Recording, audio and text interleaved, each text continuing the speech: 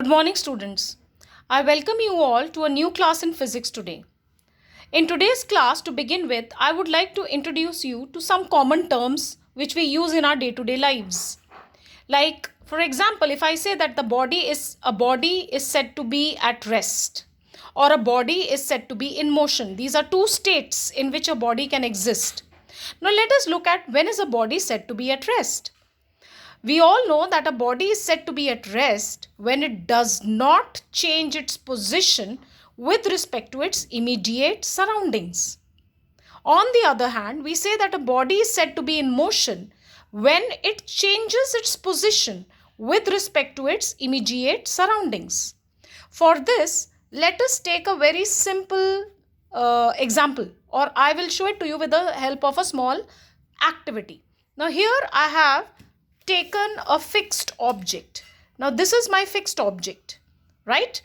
Then, here is another object where I have a vehicle and a person is seated on, two people are seated on the vehicle. Now, according to me, these people are at rest. Now, why are they at rest? Because their position is not changing with respect to their immediate surroundings.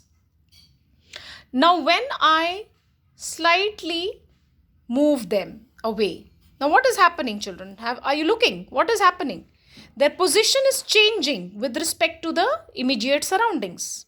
So, in this state, when their position keeps on changing with respect to their immediate surroundings, the body is said to be in motion. And when the position of an object remains the same with respect to its surroundings, does not change at all, it is said to be at rest. Now, why are we discussing these things, children? Because today's topic is motion in one dimension. We are going to begin with this new chapter. Now, let us look at what do you mean by the statement motion in one dimension. You know, when a body moves, it's something which the statement itself conveys the meaning. That is, when a body moves along a straight line path, its motion is said to be a one-dimensional motion. How can we represent a one-dimensional motion? A one-dimensional motion could be represented by this following diagram. You can see that I have shown that the body is at rest in time 0 seconds. Then it moves 5 meters in time 1 seconds, then 20 meters in 2 seconds, 40 meters in 3 seconds, and 80 meters in 4 seconds. So what is happening? It is moving. The body is moving in a straight line path and covering this distance. Okay, so such a type of motion in which a body is moving in a straight line path, okay, covering a particular distance in a particular interval of time is said to be a one-dimensional motion. Now let us look at I'm going to introduce some terminologies to you which are going to be directly related to motion. The first, I'm going to introduce you in pairs. Now the first pair which I'm picking up is distance and displacement. Let us look at what is distance and what is displacement. All these, you already have an information about this because you have been studying this from class 6 onwards, children. Okay. Now let us look at what is distance. Distance is the length of the path traveled by a body. And we all know that it is a scalar quantity. Now, why is distance a scalar quantity? Because it needs a magnitude to describe itself. On the other hand, displacement is the shortest distance from the initial to the final position of the body. And it is a vector quantity. Now, why is it a vector? Because it needs not only magnitude but also direction to specify it, to describe it. Okay. Now, how do you represent distance, children? It is represented by capital S. And how do you represent displacement? It is represented by a capital S with an arrowhead. Why is there an arrowhead used? Because it is a symbol to specify a vector quantity. Now, in order to understand the basic difference between distance and displacement, I have drawn a figure for you over here. It's a curved path. Can you see, children? I've drawn a curved path A to B. Now, let us suppose that a car is moving from A and moving towards B. Now, if I talk about distance, how will I measure the distance? I will take, I will measure, I can take a thread, or I can keep one end of the thread here and I can, wound it to the position B, and I can measure the distance traveled. I can take the thread and I can straighten it up on a scale and I can measure the distance traveled by the body. Right from A to B. That would be the distance S, and the SI unit is meters and CGS unit is centimeters. On the other hand, if I want to measure the displacement of the body, it is the shortest distance between the initial and final position, and that I have shown with the help of this dotted line. So the dotted line represents displacement while the distance is the entire length of the path. Okay, so this is how, this is the basic difference between distance and displacement. And here I would like to bring it to your notice that if motion is along a fixed path, then the magnitude of displacement will be equal to the magnitude of distance traveled, because it's something which is fixed. A straight line path has distance equal to displacement. A single one-dimensional motion has a distance equal to displacement. But what about a curved path? Here you can see that the distance traveled would be right from A to B, but displacement is the shortest distance. Okay, children, I hope you have understood this. Now, here I have taken a few cases in order to measure distance and displacement. Let us look at case 1. Now, here in case 1, I have drawn, again I have taken the same curved path, A to B. What would be the distance? I will take a thread. I will keep one end of the thread here, I told you, and the other end at B, and then I will stretch the thread on a scale and I'll measure the distance. Let us suppose that the distance works out to 10 centimeters. So the distance is 10 centimeters, or the length of the path traveled is 10 centimeters. What about the distance? Displacement. It would be the shortest distance between A and B, and it could work out to, say, it could be 5 centimeters. So that's the displacement. Let us look at case 2. In case 2, I have shown you that an object is moving first in east direction and covering, say, 4 kilometers, and then from east it moves towards north 3 kilometers. Now here, if I want to find out the distance covered by the body, it would be 4 plus 3, and that is 7 kilometers. What about the displacement, children? If I am interested to find out the displacement, it is the shortest distance between the 2 points. So that I will draw a dotted, for that I will draw a dotted line, and I'm going to use the Pythagoras theorem, which says hypotenuse whole square, it's a right angle triangle. So its hypotenuse whole square is equal to base whole square plus height whole square. Hypotenuse I want to find out. I will substitute the value of base and height, and that works out to 5 kilometers, which is the displacement of the body. Let's look at case 3. In case 3, I have shown a body which is moving in a circular path, and it starts from A and takes a complete circle from A and reaches back to A. Now here, if I talk about the distance traveled by the body, it is given by the formula, the circumference of the circular path, that is 2 pi r. So if I want to find out the distance traveled by the body here, I am going to use 2 pi r formula. But what is the displacement? Look at the displacement, it is 0. Why is it 0? Because the body has returned back to the same point from where it has actually begun. So therefore, the displacement in this case is 0. So children, you looked at the different cases, that how does distance and displacement vary. Whenever we want to find out the distance, we only consider the magnitude of the path. But when we are finding out the displacement, we are considering the direction along with the magnitude. And therefore, when the distance, the values of distance and displacement keep on changing. I mean, they do not match with each other. Fine. After discussing distance and displacement, we take a set of another two quantities. We have discussed distance and displacement. Now we look at speed and velocity. These two terms are also related to motion. Speed is denoted by small u and small v, and velocity also by the same thing, but with an arrowhead, because it's a vector quantity and speed is a scalar quantity. Now why are we using small u and small v? Because small u represents initial speed, small v represents final speed. Similarly, this represents initial velocity and this represents final velocity. Okay, now let's see how can we define speed. Speed is defined as the rate of change of distance with time.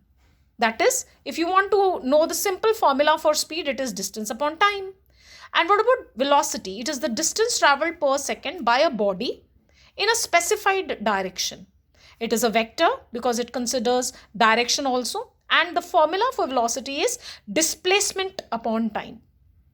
Okay, now let us look at the classification, the different types of speeds in which we can classify it. See, the first one is uniform speed. Second one is non-uniform, which is also called as variable speed. The third one is instantaneous speed. And the fourth one is average speed. I have used keywords over here. I've written keywords to define each type of speed. Now I'm going to use these keywords and define each type of speed. First, I pick up uniform speed. When is a body said to have uniform speed? A body is said to have uniform speed when it covers equal distances in equal intervals of time.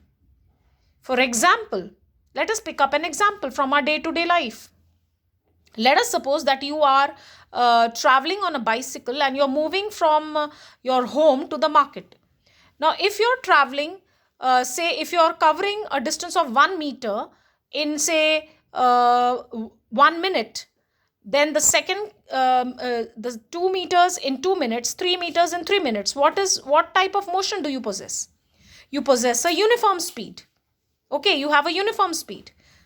Then, if we look at the second type, non-uniform or variable speed, what does it mean? When a body covers unequal distances in equal intervals of time. For example, let us pick up the same example. Now, you first you cover 1 meter in say 1 second.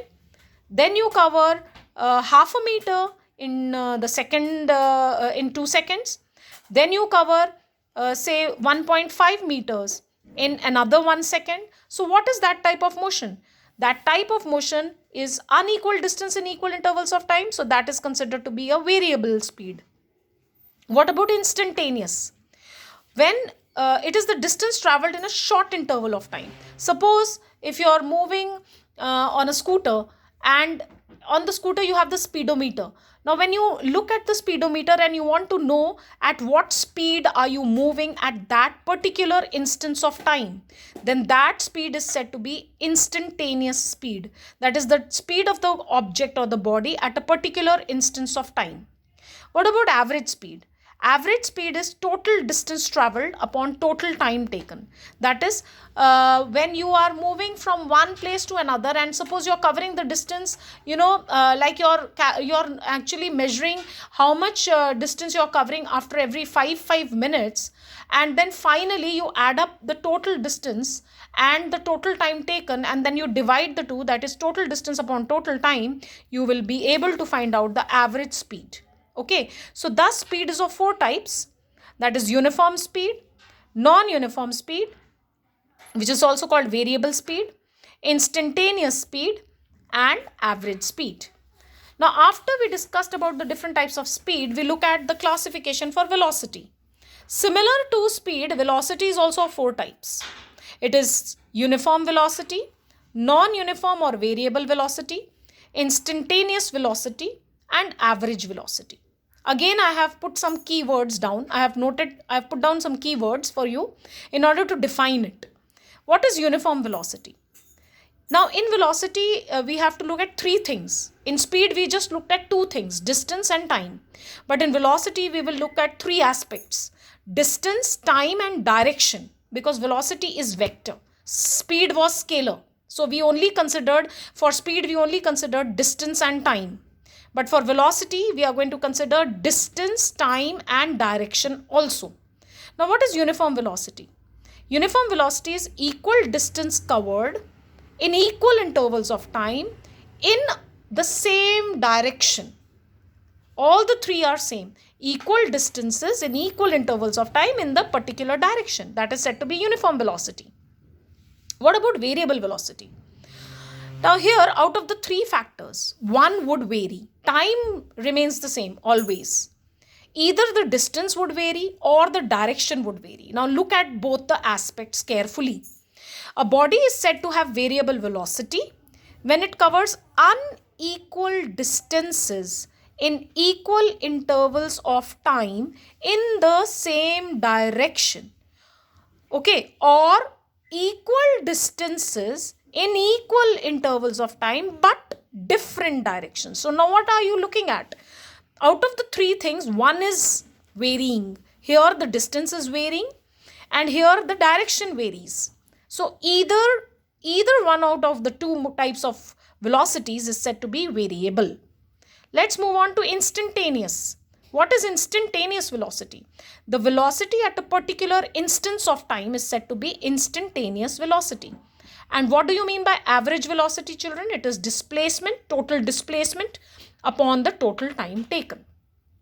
Okay, so what is the basic difference between speed and velocity over here is that speed is also can be classified into four types, but we are only considering two parameters for it, that is distance and time. While in case of velocity, we are considering three parameters, that is distance, time, and the third parameter is direction. Okay, children. Now, the last topic for today is I'm going to discuss about a special type of motion, which I call it UCM. The full form of UCM is Uniform Circular Motion. Now, I have depicted it with the help of a diagram. You can see I have drawn the uniform circular motion diagram in which a body is moving along a circular path. And you can see that I have represented the direction of motion with the help of these arrows. Okay, now what is so important about this type of motion? I have noted it down in the form of points and you are supposed to remember all these points. Look at the first one. What is the distance traveled in uniform circular motion? If I am interested to find out the distance traveled by a body exhibiting uniform circular motion, I will use the formula 2 pi r, that is the circumference of the circular path. Now, what about displacement, children? It is 0. Why is it 0? Because the body returns back to the same point from which it has actually begun. So, look at the difference. Distance 2 pi r while displacement 0. And you should know the reason also for it. Why is it 0? Why is it 2 pi r? Next, let's look at the speed. What about the speed? Let us suppose the body is moving in a circular path with a constant speed, uniform speed of 2 kilometers per hour, suppose. Okay, so now this type of speed where the body covers a 2 pi r distance at the same speed is said to be a uniform speed. So speed is uniform. But what about velocity? Now, speed is uniform, but velocity is variable. The question comes to your mind that why is it variable? Because you can see that the direction keeps on changing at every point. So, therefore, the velocity is variable. Okay, children, did you understand? And we all know that when the velocity is variable, the motion is said to be an accelerated motion. So, therefore, different types of questions could be framed on it, that when the speed of a body in uniform circular motion is uniform, why is it an accelerated motion? Why is the velocity variable? Why, when the displacement is 0, why is the distance not equal to 0? So you should be able to answer all these different types of questions, which I am going to put up for you in your interaction class. I will ask you questions based on this particular topic, that is uniform circular motion, and I expect all of you all to prepare well. Okay, that's all for today's class. Very quickly, we have a quick recap of what we discussed. First of all, I taught you about what is a one-dimensional motion, and I told you the body could be at rest or could be in motion according to the situation, that is when the body does not change its position, it is said to be at rest, and when a body changes its position, it could be in motion with respect to its surroundings. And a one-dimensional motion could be represented in a particular manner. Okay, then the terminologies related to motion, I discussed about distance and displacement, and I also discussed about the different cases. How does distance and displacement vary? Okay, in each case, in each of these three cases. Then I discussed about speed and velocity, children, and I told you that one is a scalar while the other is a vector, and these two terminologies are also related to motion. Okay, and speed could be classified into four types along with the keywords. I discussed it with you. Okay, there were two parameters for speed, that is distance and time. While for velocity, there were three parameters, that was distance, time and direction. Okay, and thereafter I discussed with you about uniform circular motion, and I discussed all these points with you. So I hope you understood the class, and please revise it properly. Thank you very much.